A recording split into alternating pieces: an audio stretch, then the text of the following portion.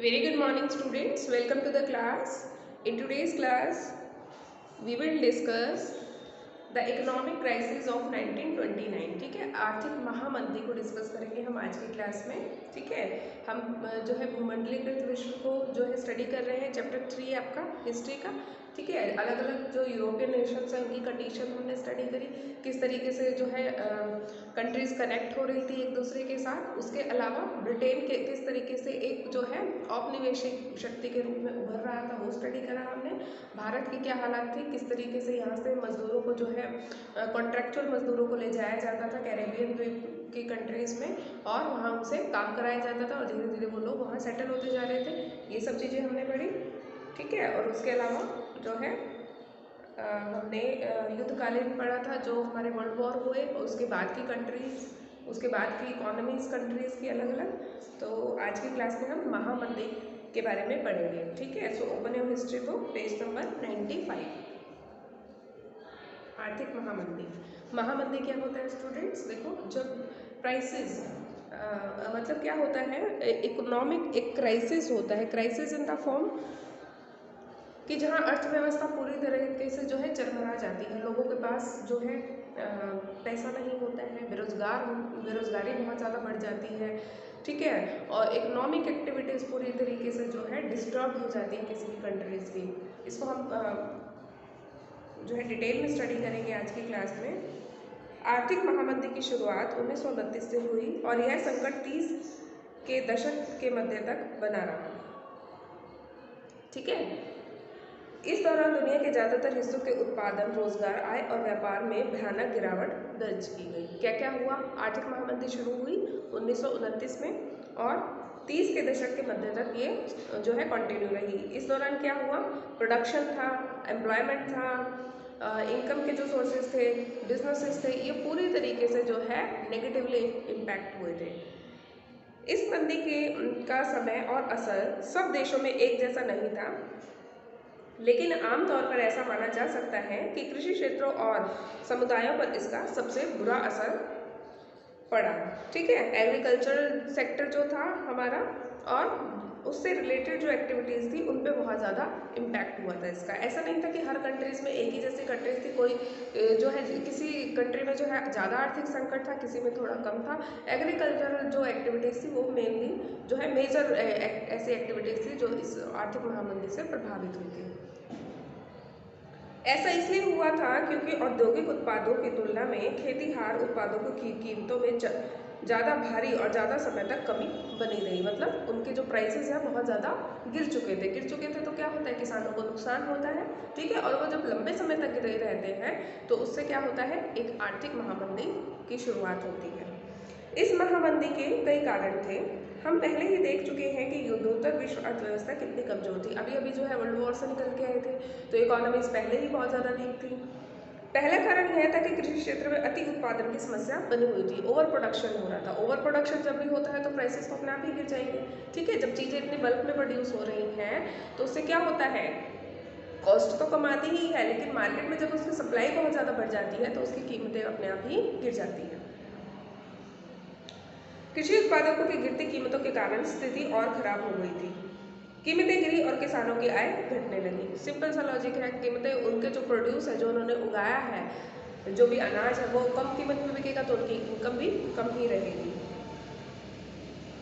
तो आमदनी बढ़ाने के लिए किसान उत्पादन बढ़ाने का प्रयास करने लगे ताकि कम कीमत पर ही सही लेकिन ज़्यादा माल पैदा करके वे अपने आय के स्तर को बनाए रख सकें। ठीक है, जब कम पैसों में बिकता है सामान तो लोग क्या सोचते हैं कि ठीक है, कम जो है रेट पे बिक रहा है तो हम ज़्यादा क्वांटिटी सेल कर देते हैं। लेकिन उससे उल्टा क्या हो जाता है, बाजार में उसकी सप्लाई बहुत ज़्यादा हो जाती है और प्राइसेस उससे भी जो है नीचे चले जाते हैं।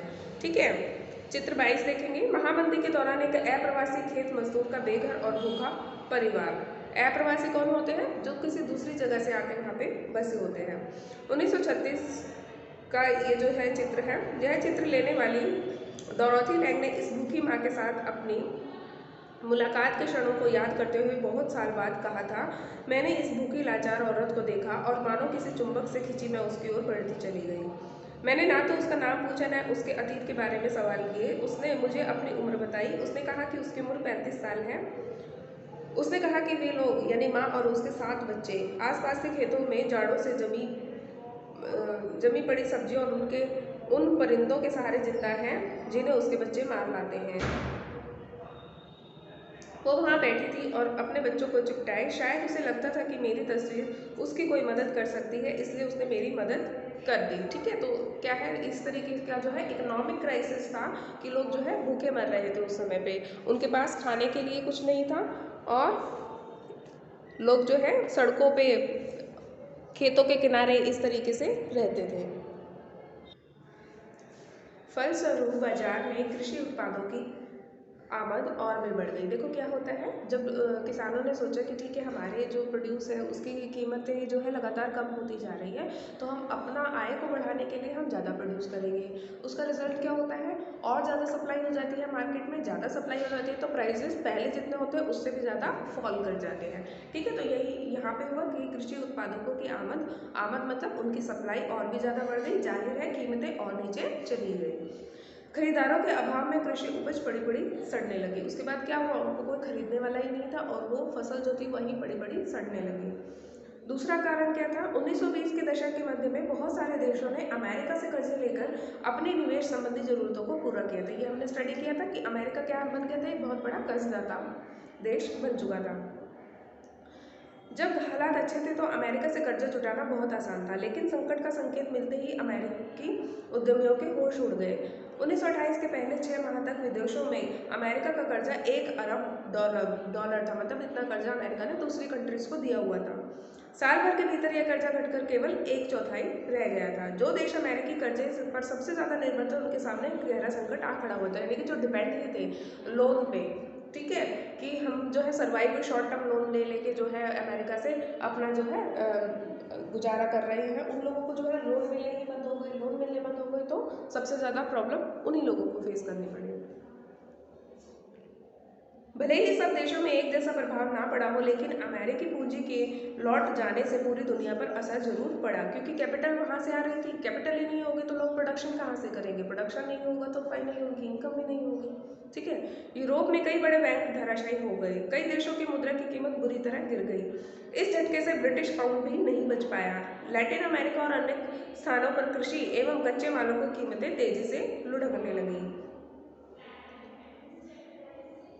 अमेरिकी सरकार इस महामंदी से अपनी अर्थव्यवस्था को बचाने के लिए आयातित पदार्थों पर 2 गुना सीमा शुल्क वसूल करने लगी, यानी कि जो भी चीज़ें इंपोर्ट होकर उनकी कंट्री में आती थी उन पे जो है सीमा शुल्क उन्होंने बढ़ाना शुरू कर दिया। इस फैसले तो विश्व व्यापार की कमर ही तोड़ दी। अब लोग क्या थे, पहले ही एक तो आर्थिक महामंदी झेल रहे थे, दूसरा जो है इस तरीके की जब उनके ऊपर ज़्यादा टैक्सेस लगेंगे तो क्या होगा, उनकी कॉस्ट तो और ज़्यादा बढ़ जाएगी, तो उनके लिए सर्वाइव करना और भी ज़्यादा मुश्किल हो गया था। औद्योगिक देशों में भी मंदी का सबसे बुरा असर अमेरिका को ही झेलना पड़ा। कीमतों में कमी और मंदी की आशंका को देखते हुए अमेरिकी बैंकों ने घरेलू कर्जे देना बंद कर दिया। ठीक है, जो कर्जे दिए जा चुके थे उनकी वसूली तेज कर दी गई। किसान उपज नहीं बेच पा रहे थे, परिवार तबाह हो गए, कारोबार ठप पड़ गए। आमदनी में गिरावट आने पर अमेरिका के बहुत सारे परिवार कर्जे चुकाने में नाकामयाब हो गए। अब देखो इनकम ही नहीं होगी तो क्या होगा, जो कर्जा लिया हुआ है उसको ही नहीं रिपे कर पाएंगे। ठीक है, लेकिन जिन लोगों ने कर्जा दिया था उनकी क्या कंडीशन थी कि वो लोग चाहते थे कि अब फटाफट उनके जो है पैसे उनको रीपे हो जाए, क्योंकि उन्हें भी पता था कि आर्थिक महामंदी चल रही है, लोग अपना कर्जा लौटा नहीं पाएंगे। तो उन्होंने जो है लेनदारों को जो है फोर्स करना शुरू करा कि आप हमारा कर्जा जल्दी लौटाएं, लेकिन लोगों के पास इनकम ही नहीं थी, वो कर्जा चुकाने में समर्थ नहीं थे। निवेश की से अपेक्षित लाभ ना पा सकने, कर्जे वसूल न कर पाने और जमाकर्ताओं की जमा पूंजी ना लौटा पाने के कारण हजारों बैंक दिवालिया हो गए और बंद कर दिए गए। इस परिघटना से जुड़े आंकड़े सकते में डाल देने वाले हैं। 1933 तक 4000 से ज़्यादा बैंक बंद हो चुके थे, 4000 से ज़्यादा, और 1929 से 1932 के बीच तकरीबन 1,10,00,000 कंपनियां चौपट हो चुकी थी।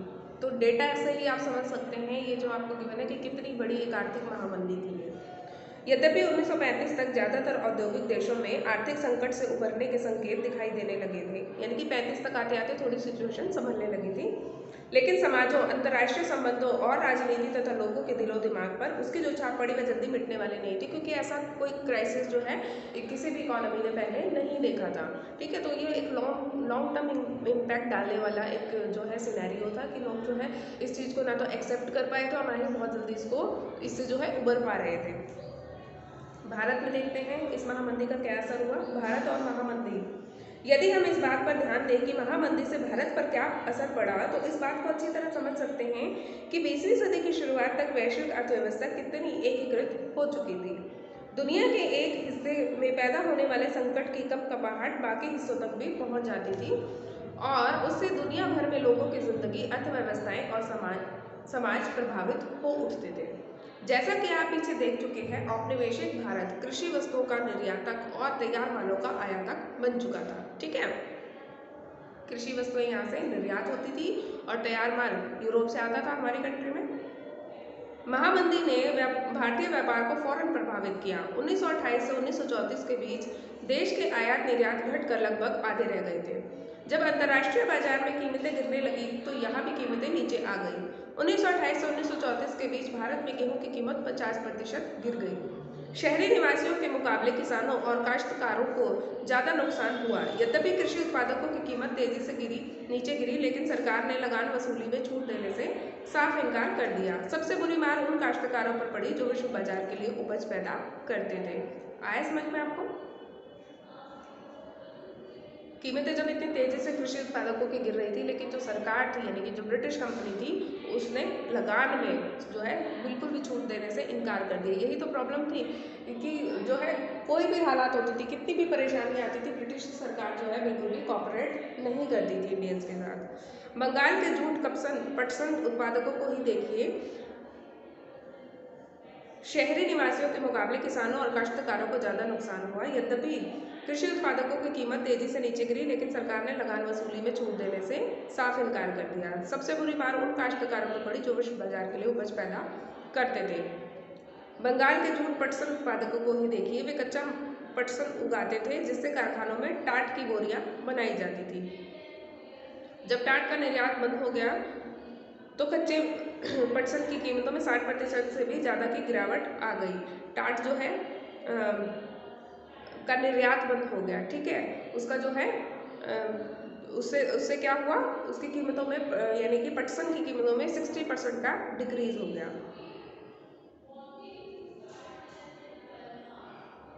जब कोई चीज़ बिकेगी ही नहीं, उसका निर्यात ही नहीं होगा, एक्सपोर्ट ही नहीं होगा, तो उससे क्या होगा? कीमतें तो गिरेगी ही ना। आपका सामान आप ही के पास रह गया, आप उसको बेच ही नहीं पा रहे हो मार्केट में जाके। ठीक है, तो उससे 60% से भी ज़्यादा कीमतें नीचे गिर गई। जिन काश्तकारों ने दिन फिरने की उम्मीद में या बेहतर आमदनी के लिए उपज बढ़ाने के वास्ते कर्जे ले लिए थे, उनकी हालत भी उपज का सही मोल न पाने के कारण खराब थी, क्योंकि लोन ले लेके वो लोग जो है प्रोडक्शन कर रहे थे। अब माल ही नहीं बिकेगा उनका तो क्या होगा? लॉस होगा। वे दिनों दिन और कर्ज में डूबते जा रहे थे। इसी विपत्ति को ध्यान में रखकर बंगाल के एक कवि ने लिखा था, चलो भाइयों नकद की उम्मीद में और ज़्यादा पटसन तुम उगाओ, लागत और कर्जे में पिसकर नाउम्मीदी पाओ, सारी पूंजी लगा फंसाकर फसल खड़ी कर जाओ, घर पर बैठे बनिए देंगे 5 रुपये मन भाव। मतलब आप ज़्यादा ज़्यादा उगाओगे, उससे क्या होगा? उसके लिए ज़्यादा कैपिटल की ज़रूरत होगी, ज़्यादा कैपिटल की ज़रूरत होगी, आप ज़्यादा लोन लोगे। ठीक है, तो ये जो है एक तरीके से कटाक्ष किया हुआ है यहाँ पे। सारी पूंजी लगा फंसाकर फसल खड़ी कर जाओ, घर पर बैठे बनिए देंगे 5 रुपये मन भाव। मतलब जो बनिए बैठे हैं वो आपको अपने मन भावन प्राइसेस पे करेंगे, आपने जितनी लागत उठाई है उतना आपको वसूल नहीं हो पाएगा। पूरे देश में काश्तकार पहले से भी ज़्यादा कर्ज में डूब गए।